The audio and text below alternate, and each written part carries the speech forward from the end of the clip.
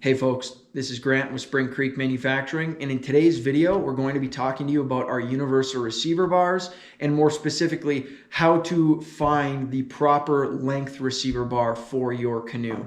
Now we have 4 standard size receiver bars available for mounting on a canoe. We have our 45-inch bar, we have our 40-inch bar, we have our 36-inch bar, and then we have our 30-inch bar. The variable sizes are for the width of the canoes that they're going to be mounted on and finding that proper fit. Now, our universal receiver bar gets its name, the universal receiver bar, because it's actually the main mounting hardware or main mounting bar for 3 of our standard products, which is for our HD canoe stabilizer package, for our Portage wheel package, and for our canoe rowing package. And so those systems are all set and mounted onto a canoe utilizing a universal receiver bar. So that's how it gets its name. And it's really important to make sure you have the proper size and the proper fit for the application that you'll be using it on. There really is 2 main things that you're going to be looking for when you're sizing the receiver, or when you're sizing your boat for the receiver, and it's going to be the overall width, which all you need for that is a tape measure, and then the gunnel lip orientation, which when we're over by the canoe I'll show what I'm talking about in that specific case. And that is a really important part of it, because that does differentiate between 2 sizes if you're kind of right in the middle on it. So again, I'll touch on that here when we're over by our canoe. So let's go ahead, we'll go over here and we'll take a look at the canoe and get it properly sized.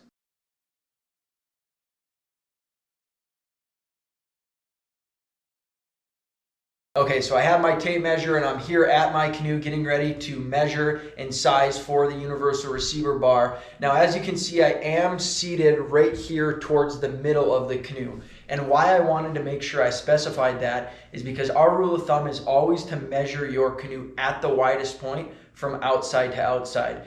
And that's a really important piece to the puzzle, or to the equation in sizing your canoe for a receiver bar, is because if you size it towards the middle of the canoe, or where the widest part of your canoe normally is, then you would have the full range of your canoe as to where you could then install the receiver bar. Because the clamps that mount the receiver bar to your canoe gunnels can slide throughout the entire bar, that means that you could then install the receiver bar anywhere throughout the boat if it's sized to the widest part. If you sized it to a thinner part of the boat, you may then not have a bar that's long enough to then be mounted in the center of the canoe.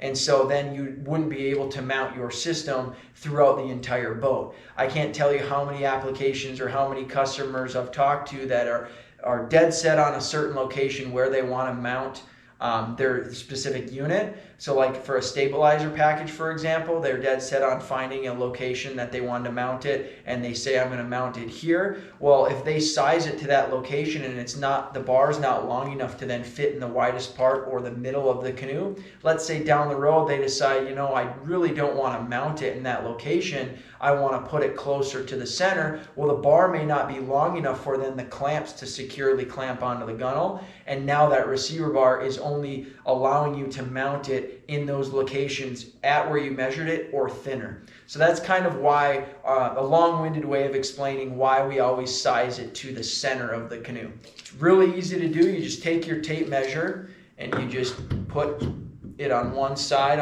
again, outside to outside, and then you measure it here. And from outside to outside, it looks like it's measuring 33 inches.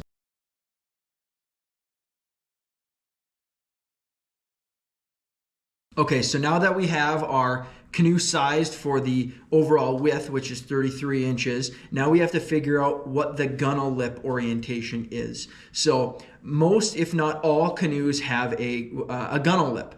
And what that is it's the more aggressive part of the gunnel that hangs out over the sidewall of the canoe. There's a more aggressive lip on the inside versus the lip that's on the outside. As you can see, it's a lot more shallow. So this canoe then would have the clamps clamping to the inside of the canoe. So on that gunnel lip is where you want to fasten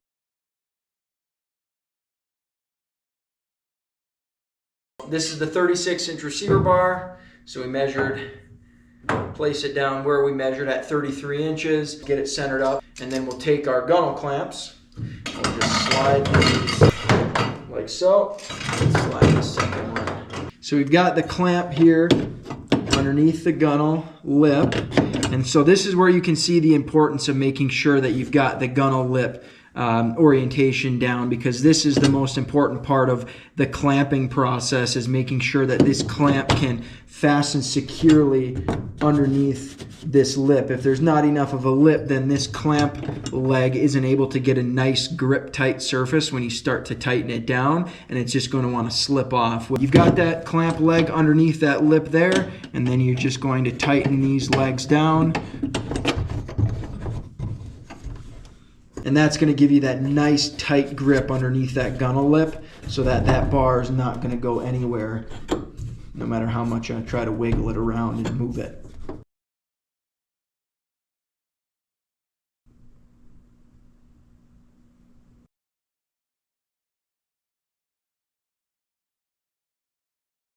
With the gunnel lip on the exterior of the canoe, you need enough of the bar overhanging the side of the canoe to give the clamp a grip surface like you just saw when I was clamping it down to the inside of this canoe. So because the clamps require the gunnel lip to fasten down to, that would mean that they technically need enough bar sticking out over the side of the canoe to be able to clamp down. So if you were to get the 36-inch bar in this case, it's really only going to be sticking out about 1.5 inches, as I mentioned, because it's 36-inch bar with a 33.5-inch canoe. Well, if this canoe were to have outside gunnel lips, you go to try and fasten this clamp down, because as you start to tighten it, this clamp's going to come up and it's not going to have any leverage to hang on to on the side of the clamp here. So in a case like this, I would recommend getting the 40-inch bar so that you have enough of the bar hanging out over the side of the canoe so that the clamp would be able to then reach and clamp onto. So this is a side-by-side comparison showing you the difference between the 36-inch bar and the 40-inch bar, and just how much more space you have for the clamps to fasten if this canoe were to have an outside gunnel lip.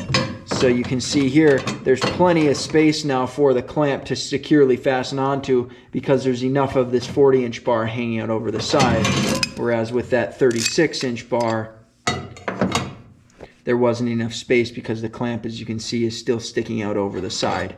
Making sure that you know, number one, the overall width, and then the gunnel orientation are really the two most important pieces in sizing your canoe for a universal receiver bar. Kind of our rule of thumb here is, when in doubt, go one size up just to be safe.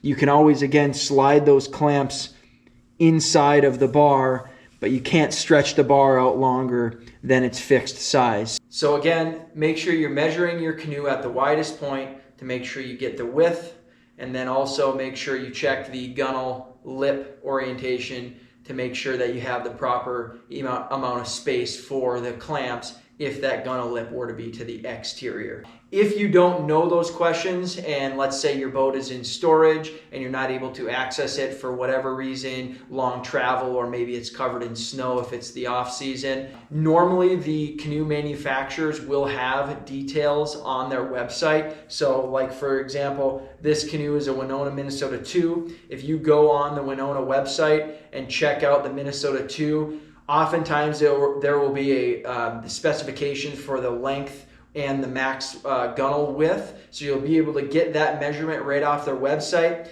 Now, you won't be able to get the gunnel lip orientation, but I'm sure if you just give their customer service team a call, or any boat manufacturer's customer service team a call, they'll be able to tell you if the lip sticks to the inside or the outside, and that'll help size for your canoe.